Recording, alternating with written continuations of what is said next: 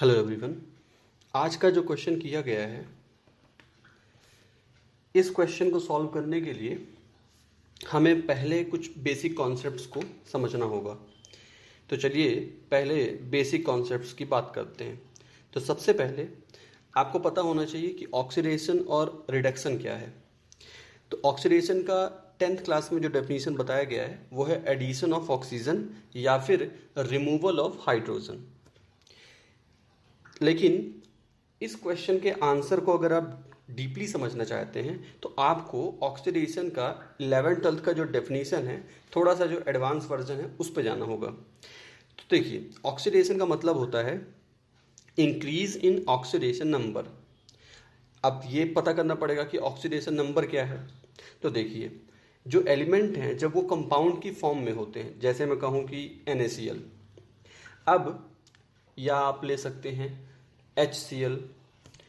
जब मैं कहूँ कि NaCl को अगर मैं ब्रेक करूँ तो बताइए सोडियम पे क्या चार्ज आएगा और क्लोरीन पे क्या चार्ज आएगा। क्या ऐसा होगा कि दोनों के बीच में जो इलेक्ट्रॉन है, दोनों, क्योंकि दोनों के बीच में बॉन्ड है, तो बॉन्ड है इसका मतलब उसके बीच में इलेक्ट्रॉन है, तो क्या ऐसा होगा कि इलेक्ट्रॉन दोनों के पास चले जाएंगे एक एक? नहीं, ऐसा नहीं होगा। सोडियम अपना इलेक्ट्रॉन लूज करेगा और वो इलेक्ट्रॉन किसके पास जाएगा? क्लोरीन के पास। तो मतलब ये हुआ कि NaCl को अगर हम ब्रेक करते हैं तो सोडियम पे जो चार्ज आएगा वो +1 चार्ज आएगा और क्लोरीन पे जो चार्ज आएगा -1 चार्ज आएगा। अब ऑक्सीडेशन नंबर का मतलब ये है कि जब कोई एलिमेंट कंपाउंड की फॉर्म में होता है तो हम एज्यूम करते हैं कि उस पर कुछ चार्ज है और वही जो चार्ज है वही उसका ऑक्सीडेशन नंबर होता है। तो ऑक्सीडेशन नंबर क्योंकि चार्ज को रिप्रेजेंट कर रहा है तो वो प्लस और माइनस में हो सकता है। चलिए, ऑक्सीडेशन नंबर एक लंबा डिस्कशन है 11th क्लास में, लेकिन यहाँ पे अभी हम शॉर्ट में लेने की कोशिश कर रहे हैं। दूसरी जो डेफिनेशन है ऑक्सीडेशन के लिए वो है रिमूवल ऑफ इलेक्ट्रॉन। देखिए, दोनों में कोई ज़्यादा डिफरेंस नहीं है।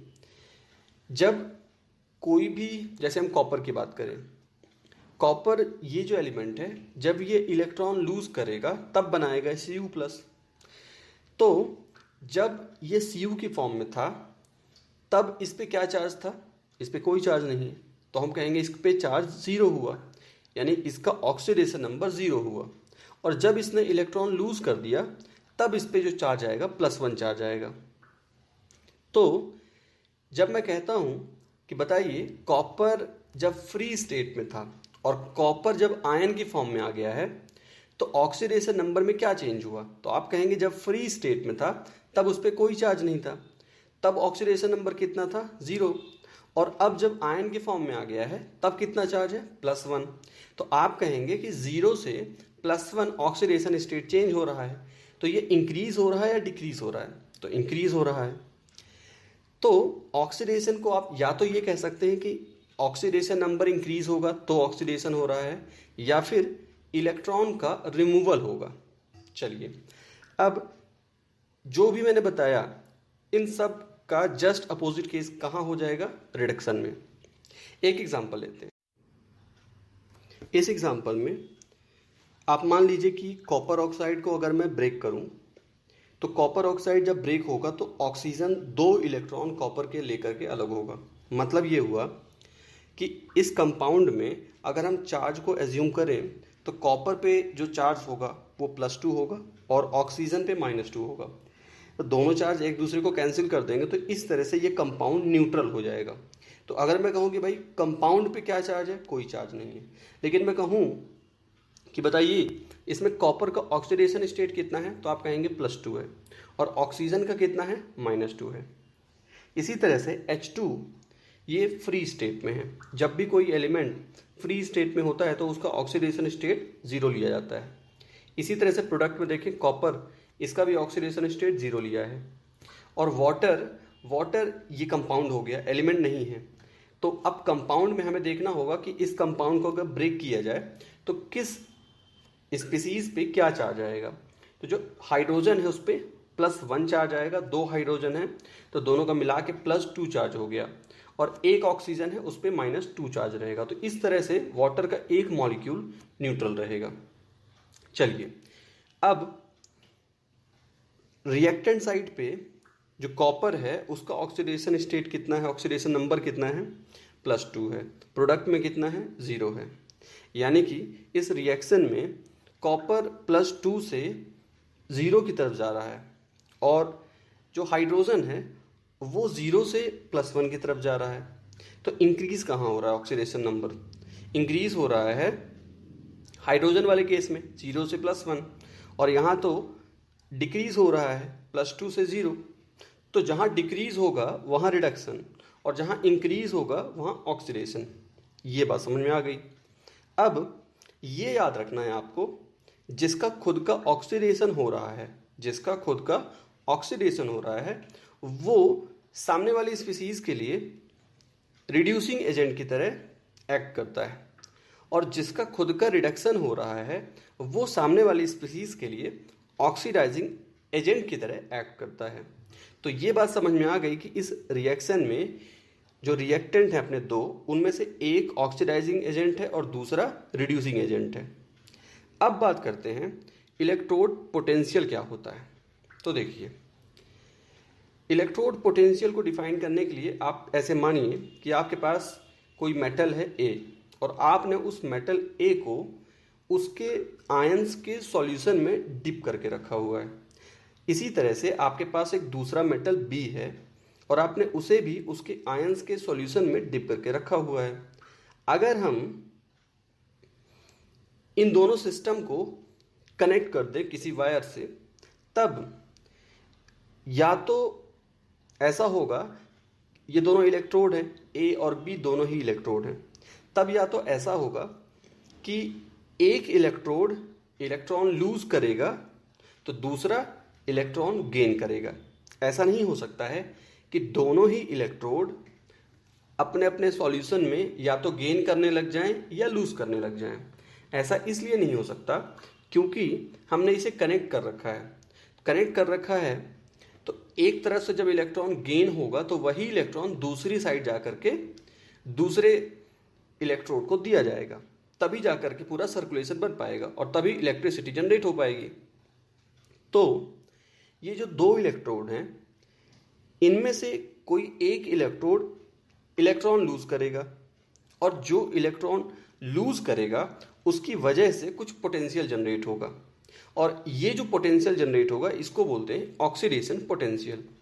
और इसी तरह से एक इलेक्ट्रोड जो इलेक्ट्रॉन गेन कर रहा होगा उसकी वजह से जो पोटेंशियल जनरेट होगा उसे रिडक्शन पोटेंशियल कहते हैं। ठीक, अब जो रिडक्शन पोटेंशियल है इसी को स्टैंडर्ड पोटेंशियल मान लिया गया है।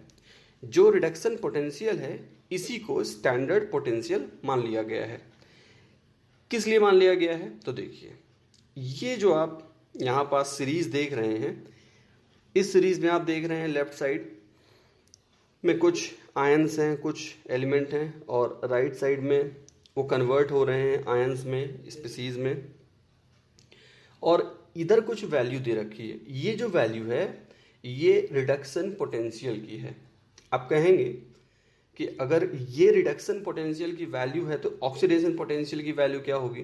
तो देखिए, जो रिडक्शन पोटेंशियल का वैल्यू है उसी का साइन चेंज कर देंगे आप, तो उस स्पीसीज के लिए उसका ऑक्सीडेशन पोटेंशियल का वैल्यू आ जाएगा। ठीक, अब देखिए, सबसे पहले सबसे ऊपर ही आप देखिए कौन है, फ्लोरीन है। तो फ्लोरीन का रिडक्शन पोटेंशियल कितना है? 2.87। ये पॉजिटिव में है, ये पॉजिटिव में है। इसका मतलब कि फ्लोरीन F2 से F- में कन्वर्ट होने की जो टेंडेंसी है ये प्लस में है। अब आप इसके बाद क्लोरीन को देखिए, क्लोरीन का वैल्यू कितनी है? 1.36। किसकी वैल्यू ज़्यादा है? फ्लोरीन की ज़्यादा है। इसका मतलब, और एक बात और ध्यान रखनी है, ये एक्वस सॉल्यूशन की बात चल रही है। इसका मतलब ये हुआ कि एक्वस सॉल्यूशन में F2 और Cl2 में अगर कंपटीशन हो जाए कि कौन अपने एनायन में कन्वर्ट होगा, तो इस कंपटीशन में कौन जीतने वाला है? फ्लोरीन जीतने वाला है। मतलब फ्लोरीन चाहता है कंपैरेटिवली, जब हम क्लोरीन से कंपैरिजन कर रहे हैं तो फ्लोरीन चाहता है कि वो एनायन में कन्वर्ट हो जाए। अच्छा, अब इसी तरह से आप नीचे, सबसे नीचे कौन है? Li+ है। तो Li प्लस को अगर Li में कन्वर्ट किया जाए, अगर लिथियम आयन को लिथियम एटम में कन्वर्ट किया जाए तो इसकी वैल्यू कितनी आ रही है? माइनस में। माइनस वैल्यू ये बता रही है कि ये रिएक्शन डिफिकल्ट है। डिफिकल्ट है इसका क्या मतलब हुआ कि अगर मैं लिथियम एटम को लिथियम आयन में कन्वर्ट करूंगा तो ये वैल्यू कितनी हो जानी चाहिए? जस्ट इसमें साइन अपोजिट कर देना है तो ये प्लस में वैल्यू आएगी। तो लिथियम आयन लिथियम एटम में कन्वर्ट नहीं होना चाहता, लेकिन लिथियम एटम लिथियम आयन में कन्वर्ट होना चाहता है। ठीक, चलिए अब देखते हैं। यहां पे मैंने कुछ पॉइंट्स दे रखे हैं, इन पॉइंट्स से अब हम इस क्वेश्चन के आंसर पे बात करेंगे। तो अभी तक जो भी मैंने बताया है ये सब कुछ 11th और 12th का कॉन्सेप्ट था। अगर इस क्वेश्चन को डीपली आपको समझना है तो इस कॉन्सेप्ट पे बात करनी ही पड़ेगी। अदरवाइज आप डायरेक्ट याद कर सकते हो कि जब भी हम किसी मेटल का रिएक्शन एसिड के साथ कराएंगे तो हाइड्रोजन गैस रिलीज होगी। तो फटाफट इस क्वेश्चन का आंसर आ जाएगा, what happens when dilute HCl reacts with iron. तो आयरन मेटल है और HCl एसिड है, मेटल का एसिड के साथ रिएक्शन होगा तो हाइड्रोजन गैस रिलीज होगी और सॉल्ट प्रोडक्शन होगा। ये अगर 11th-12th का कॉन्सेप्ट ना बताया जाए तो आपको ये याद करना पड़ेगा कि ऐसा होना है। लेकिन अब क्योंकि क्वेश्चन आपने पूछा है तो मैं समझ सकता हूं कि आप जानना चाहते हैं इसके पीछे का मैकेनिज्म। तो चलिए अब हम इस क्वेश्चन के आंसर की बात करते हैं। अभी हमने जो आपको बताया था वो बैकग्राउंड में वो बातें जानना जरूरी था। तो देखिए फर्स्ट पॉइंट क्या है, the metal which has high negative value. तो देखिए भाई इस टेबल में आप देखेंगे कौन सा मेटल है जिसका हाई नेगेटिव वैल्यू है, तो आप कहेंगे लिथियम, सबसे ज्यादा इसी का है -3.05 of standard reduction potential, readily loses the electron और electrons and is converted into cation, such a metal is said to be chemically active. तो अगर मैं आपसे कहूं, यहां पे आप देख सकते हैं यहाँ पे मेटल्स भी हैं, नॉन मेटल्स भी हैं। तो अभी ये जो स्टेटमेंट बोला जा रहा है किसके लिए है? मेटल के लिए। तो क्या कह रहे हैं कि मेटल में जिसकी रिडक्शन पोटेंशियल की वैल्यू माइनस में बहुत ज्यादा होगी उसकी टेंडेंसी होगी फटाफट किस में कन्वर्ट होने की? कैटायन में कन्वर्ट होने की। एक बात हो गई। दूसरी बात, alkali metals and alkaline earth metals having high negative value of standard reduction potential are chemically active. These react with cold water and evolve hydrogen. These readily dissolve in acids forming corresponding salt. देखिए lithium है सबसे नीचे, उसके ऊपर फिर potassium है, फिर calcium है, सोडियम है, मैग्नीशियम है। ये सब क्या है? ये सारी की सारी एल्कली मेटल्स हैं, एल्कलाइन अर्थ मेटल्स। तो ये फटाफट अपने आयंस में कन्वर्ट होना चाहती हैं। तो इसका मतलब अगर आप कोल्ड वाटर के साथ भी रिएक्शन कराओगे तब भी ये अपने आयंस में कन्वर्ट हो जाएंगे और क्या रिलीज होगा? हाइड्रोजन गैस रिलीज होगी। हाइड्रोजन गैस क्यों रिलीज हो रही है? तो देखिए हाइड्रोजन गैस के लिए यहां हाइड्रोजन के लिए जो रिडक्शन पोटेंशियल या ऑक्सीडेशन पोटेंशियल, इन दोनों की वैल्यू क्या होती है? जीरो होती है। इन दोनों की वैल्यू क्या होती है? जीरो होती है। तो अगर जीरो वैल्यू है तो इससे ज्यादा वैल्यू वाले जो भी एलिमेंट होंगे, इससे ज्यादा वैल्यू वाले जो भी एलिमेंट होंगे उनको अगर हाइड्रोजन के साथ या एसिड में अगर डिसॉल्व किया जाए तो वो हाइड्रोजन गैस रिलीज नहीं करेंगे। जैसे कौन? जैसे आप देख सकते हैं ऊपर के जो एलिमेंट्स हैं, जैसे कि मरकरी हो गया, सिल्वर हो गया, ब्रोमीन, ये सब। अब वो एलिमेंट्स जिनके लिए रिडक्शन पोटेंशियल की वैल्यू हाइड्रोजन के कंपैरिजन में नेगेटिव होगी, वो क्या करेंगे? जब उनका रिएक्शन आप एसिड के साथ कराओगे तब हाइड्रोजन गैस रिलीज हो जाएगी। तो आपको क्या समझना है? ये बात समझनी है कि यहां पे जो हाइड्रोजन है, हाइड्रोजन को हमने बेंचमार्क बना दिया है।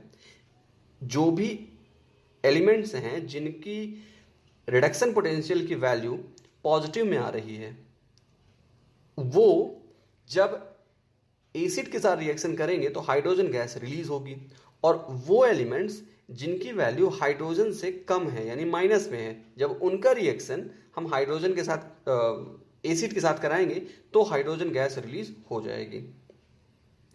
अब इसके बाद थर्ड पॉइंट देखिए, metals like iron, lead, tin, nickel, cobalt etcetera which lie a little down in the series do not react with cold water but react with steam to evolve hydrogen.